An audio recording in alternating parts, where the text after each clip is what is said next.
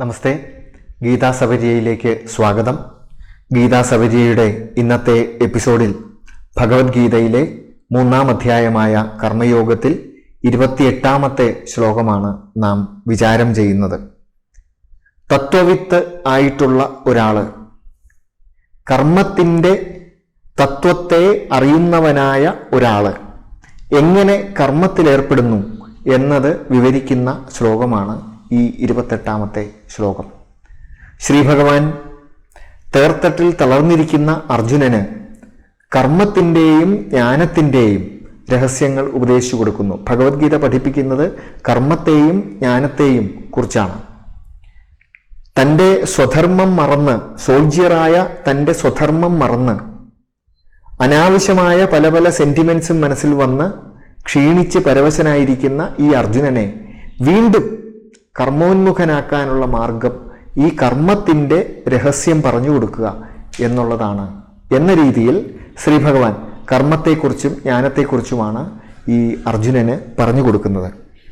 കർമ്മം ശരീരമനസ്സുകളുടേതാണ്. കർമ്മം ശരീരവും മനസ്സുമാണ് കർമ്മം ചെയ്യുന്നത്. ആത്മാവ് ഈ ശരീരമനസ്സുകളിൽ നിന്ന് വ്യത്യസ്ത സ്വഭാവത്തോടു കൂടിയ നിത്യവസ്തുവായ ആത്മാവ് കർമ്മത്തിലേർപ്പെടുന്നില്ല. ഇവിടെ ശരീരമനസ്സുകളെ നിരീക്ഷിക്കുന്ന സാക്ഷിയായ ആത്മാവ്, നമ്മുടെ ശരീരത്തിൽ നടക്കുന്ന ഓരോ ചലനവും നമുക്ക് തന്നെ ശ്രദ്ധിച്ചാൽ നമുക്ക് നിരീക്ഷിക്കാൻ സാധിക്കും. അങ്ങനെ ആ നിരീക്ഷിക്കുന്ന എന്നെ ഞാൻ തന്നെ നിരീക്ഷിക്കുകയാണ്. അങ്ങനെ ആ നിരീക്ഷിക്കുന്നവനാണ് ആത്മാവ്. ഈ ആത്മാവിനെ ശരീരമനസ്സുകളിൽ നിന്ന് വേറിട്ട ഒരു തത്വമായി അറിയണം എന്നുള്ളതാണ് ഭഗവത്ഗീതയുടെ ഉപദേശം. ഇതിന് കർമ്മയോഗമാണ് മാർഗം. കേവലം കർമ്മം ചെയ്യലല്ല കർമ്മയോഗം. കർമ്മയോഗം എന്ന് പറഞ്ഞാൽ കർമ്മത്തിൻ്റെ ഫലത്തെക്കുറിച്ചുള്ള വറീസ് ഇല്ലാതെ, കർമ്മഫലത്തെ ലക്ഷ്യമാക്കിക്കൊണ്ടാണ് എല്ലാവരും കർമ്മം ചെയ്യുന്നത്. പക്ഷേ ആ കർമ്മഫലം യഥാർത്ഥത്തിൽ പ്രതീക്ഷിച്ച പോലെ കിട്ടിയാലും കിട്ടിയില്ലെങ്കിലും ഒരേപോലെയുള്ള ഒരു മനസ്സോടുകൂടി ആ കർമ്മത്തിൽ ഏർപ്പെടാനുള്ള ഒരാളുടെ സന്നദ്ധതയാണ് കർമ്മയോഗം എന്ന് പറയുന്നത്. അങ്ങനെ മനസ്സിനെ സംസ്കരിച്ച് ആ വിദ്യാഭ്യാസത്തിൻ്റെ ഫലമായി ഈ ഒരു കാഴ്ചപ്പാട് വളർത്തിയെടുത്ത് കർമ്മത്തിൽ ഏർപ്പെടുമ്പോഴാണ് അതിന് കർമ്മയോഗം എന്ന് പറയുന്നത്. ആ കർമ്മയോഗത്തിലൂടെയാണ് മനസ്സിനെ സംസ്കരിക്കുന്നത്. ഈ അങ്ങനെ സംസ്കരിച്ച് ഞാൻ ആത്മാവാണ് എന്ന അറിഞ്ഞ വ്യക്തിയെയാണ് തത്വവിത്ത് എന്ന് പറയുന്നത്. തത്വവിത്തായിട്ടുള്ള ഒരാളുടെ കർമ്മം എന്താണ് എന്ന് ഈ ശ്ലോകത്തിൽ പറയുന്നു. നോക്കാം. തത്വവിത്തു മഹാബാഹോ ഗുണകർമ്മ വിഭാഗയോഃ ഗുണാഗുണേഷു വർത്തന്തെ ഇതി മത്വാ ന സജ്ജതേ. തത്വവിത്ത് തു മഹാബാഹോ ഗുണകർമ്മ വിഭാഗയോഃ. തു തത്വവിത്, തു തത്വവിത് ആകട്ടെ. തു അവിടെ തു ശബ്ദം കൊണ്ട് ഉദ്ദേശിക്കുന്നത് ഇതിനു മുമ്പ് പറഞ്ഞതിൽ നിന്ന് വ്യത്യസ്തമായ ഒരാശയമാണ് ഈ ശ്ലോകത്തിൽ പറയുന്നതെന്നാണ്. ഇതിനു മുമ്പ് പറഞ്ഞത് ഈ അഹങ്കാര വിമൂഢാത്മാവായിട്ടുള്ള ഒരു വ്യക്തി അഹങ്കാരം കൊണ്ട്, ഞാൻ എന്നുള്ള ഭാവം കൊണ്ട്, ഇവിടെ ഈ ഞാൻ എന്നുള്ള ഭാവം നമുക്ക് അത്യാവശ്യമാണ്. കാരണം ഞാൻ എന്നുള്ള ഭാവം കൊണ്ടേ എനിക്ക് കർമ്മം ചെയ്യാൻ പറ്റുള്ളൂ. ഞാനിപ്പോൾ വാഗീന്ദ്രിയം കൊണ്ട് കർമ്മം ചെയ്തുകൊണ്ടിരിക്കുകയാണ്. ഇങ്ങനെ കർമ്മം ചെയ്യണമെങ്കിൽ ഈ അഹം എന്നുള്ള ഭാവം എനിക്കുണ്ടായേ പറ്റുള്ളൂ. അങ്ങനെ ആ ഞാൻ എന്നുള്ള ഭാവത്തോടു കൂടി നമ്മൾ കർമ്മം ചെയ്യേണ്ടതാണെങ്കിലും അത് ആവശ്യത്തിലധികം ശക്തിപ്പെട്ടാൽ അത് നമുക്ക് അജ്ഞാനം സൃഷ്ടിക്കും. നമ്മുടെ ജ്ഞാനത്തിൻ്റെ മുകളിൽ അതൊരു മറ പോലെ ആയിത്തീരും. അവനവനെ കുറിച്ച് അറിയുന്നതിന് അത് തടസ്സം സൃഷ്ടിക്കും. അപ്പോൾ ഒത്തിരി തെറ്റിദ്ധാരണ ഉണ്ടാകും. അതാണ്, അങ്ങനെ അഹങ്കാരം കൊണ്ട് വിമൂഢമായ മനസ്സോടുകൂടിയവൻ എന്ത് വിചാരിക്കുന്നു? ഞാനാണ് കർമ്മം ചെയ്യുന്നത്, അഹം കർത്ത എന്ന് വിചാരിക്കുന്നു. ഞാനാണ് കർമ്മം ചെയ്യുന്നത്. യഥാർത്ഥത്തിൽ ആരാണ് കർമ്മം ചെയ്യുന്നത്? അത് ഇതിനു മുമ്പുള്ള ശ്ലോകത്തിൽ പറഞ്ഞു. പ്രകൃതേഹേ ഗുണൈഹി, പ്രകൃതിയുടെ ഗുണത്താലാണ് സർവശഃ കർമാണി ക്രിയമാണാനി. എല്ലാ തരത്തിലും കർമ്മങ്ങൾ ചെയ്യുന്നത് പ്രകൃതിയിലെ സത്വരജസ്തമോ ഗുണങ്ങളാണ്. നമ്മുടെ ഉള്ളിലെ വാസനകൾ ആണ് ഈ സത്വരജസ്തമോ ഗുണങ്ങളായി ആവിഷ്കരിക്കപ്പെടുന്നത്. ഇതിനു മുമ്പുള്ള ശ്ലോകത്തിൽ പറഞ്ഞു. ഇതിന് വിപരീതമായി അഹങ്കാര വിമൂഢാത്മാവല്ലാത്ത, അതാണ് ഇവിടെ തു എന്നുള്ള വാക്കുകൊണ്ട് ഉദ്ദേശിക്കുന്നത്, ആ ഒരു അവ്യയം കൊണ്ട് ഉദ്ദേശിക്കുന്നത്. തത്വവിത് തു, തത്വവിത്താകട്ടെ, തത്വവിത്ത് തത്വത്തെ അറിഞ്ഞവൻ. തത്വം എന്ന് പറഞ്ഞാൽ അതിൻ്റെ യാഥാർത്ഥ്യം, യഥാർത്ഥ അവസ്ഥ. എന്തിൻ്റെ തത്വവിത്ത്? ഇവിടെ പറയുന്നുണ്ട് ഗുണകർമ്മ വിഭാഗയോഹോ തത്വവിത്ത്. അതായത് ഗുണകർമ്മ വിഭാഗങ്ങളുടെ വിഭാഗത്തിൻ്റെയും കർമ്മവിഭാഗത്തിൻ്റെയും തത്വത്തെ അറിഞ്ഞവൻ. എന്താണ് ഗുണവിഭാഗം? സത്വരജസ്തമോ ഗുണങ്ങൾ, പ്രകൃതിയിലുള്ള സത്വരജസ്തമോ ഗുണങ്ങൾ ഒരിക്കലും ആത്മാവിനെ ബാധിക്കുന്നതല്ല. ഈ സത്വരജസ്തമോ ഗുണങ്ങൾ എവിടെയൊക്കെ പ്രവർത്തിക്കുന്നു അതറിഞ്ഞവൻ. അതെവിടെയാണ് പ്രവർത്തിക്കുന്നത്? അത് നമ്മുടെ ബുദ്ധിയിൽ പ്രവർത്തിക്കും, അതുപോലെ മനസ്സിൽ പ്രവർത്തിക്കും, അതുപോലെ ജ്ഞാനേന്ദ്രിയങ്ങളിൽ പ്രവർത്തിക്കും, കർമ്മേന്ദ്രിയങ്ങളിൽ പ്രവർത്തിക്കും. അതേപോലെ തന്നെ ഈ പഞ്ചഭൂതങ്ങൾ കൊണ്ട് സൃഷ്ടിച്ചിരിക്കുന്ന പൃഥ്വി, അപ്പ്, തേജസ്, വായു, ആകാശം തുടങ്ങിയ ഈ പഞ്ചഭൂതങ്ങൾ കൊണ്ട് സൃഷ്ടിക്കപ്പെട്ടിരിക്കുന്ന ശരീരമനസ്സുകളിലും ഈ സത്വരജസ്തമോ ഗുണങ്ങൾ പ്രവർത്തിക്കും. ഇതാണ് ഗുണവിഭാഗം. ആത്മാവിൽ ഒരിക്കലും ഈ സത്വരജസ്തമോ ഗുണങ്ങൾ പ്രവർത്തിക്കില്ല. ഈ സത്വരജസ്തമോ ഗുണങ്ങൾ പ്രവർത്തിച്ചാലേ സാത്വികവും രാജസവും താമസവുമായ ഗുണങ്ങൾ പ്രവർത്തിച്ചാൽ മാത്രമേ കർമ്മം സംഭവിക്കുകയുള്ളൂ. ഇത് ആത്മാവിലില്ലാത്തത് കൊണ്ട് ആത്മാവ് ഒരിക്കലും കർമ്മത്തിൽ ഏർപ്പെടുന്നില്ല. ഈ ശരീര മനസ്സുകളാണ് കർമ്മത്തിൽ ഏർപ്പെടുന്നത്. ഇതാണ് ഈ ഗുണവിഭാഗം. അതേപോലെ കർമ്മവിഭാഗം എന്ന് പറഞ്ഞാൽ എന്താണ്? അത് ഈ കർമ്മേന്ദ്രിയങ്ങളുടെയും ജ്ഞാനേന്ദ്രിയങ്ങളുടെയും മനസ്സിൻ്റെയും ബുദ്ധിയുടെയും പ്രേരണ കൊണ്ട്, ഇവയുടെ പ്രതിപ്രവർത്തനങ്ങൾ കൊണ്ട് ബാഹ്യ വസ്തുക്കളുമായി ഏർപ്പെട്ട് നടക്കുന്നതായ ചലനങ്ങളെയാണ് നമ്മൾ കർമ്മം എന്ന് പറയുന്നത്. അപ്പം ഇതിലെല്ലാം പ്രവർത്തിക്കുന്നതാണ് ഈ സത്വരജസ്തമോ ഗുണങ്ങൾ. ആത്മാവ് ഇതിൻ്റെ എല്ലാം, ഈ നടക്കുന്ന മുഴുവൻ പ്രവർത്തനങ്ങളുടെയും ഒരു സാക്ഷിയാണ്, സർവസാക്ഷിയാണ് ഈ ആത്മാവ്. ഇങ്ങനെ ഈ ആത്മാവിനെ വേറിട്ട് ഈ ഗുണങ്ങളിൽ നിന്നും അതേപോലെ കർമ്മങ്ങളിൽ നിന്നും വേറിട്ട് അതിൽ നിന്നും അല്പം അകന്നു നിൽക്കുന്ന ഈ ആത്മാവിനെ കുറിച്ചുള്ള ജ്ഞാനമുള്ളവന് അതാണ് തത്വവിത്ത്. ഗുണകർമ്മ വിഭാഗയോഹോ തത്വവിത്ത്. ഈ ഗുണവിഭാഗത്തിലും കർമ്മവിഭാഗത്തിലും ആത്മാവ് പെടുന്നില്ല എന്ന യാഥാർത്ഥ്യം അറിഞ്ഞ വ്യക്തിയെ സംബന്ധിച്ചിടത്തോളം അയാൾ എന്താണ് കർമ്മത്തെക്കുറിച്ച് മനസ്സിലാക്കുന്നത്? ഗുണാഹ ഗുണേഷു വർത്തന്തേ. ഗുണങ്ങളിൽ പ്രവർത്തിക്കുന്നു എന്നറിഞ്ഞിട്ട്. എന്ന് പറഞ്ഞാൽ ഗുണങ്ങൾ എന്ന് പറഞ്ഞാൽ സത്വരജസ്തമോ ഗുണങ്ങൾ.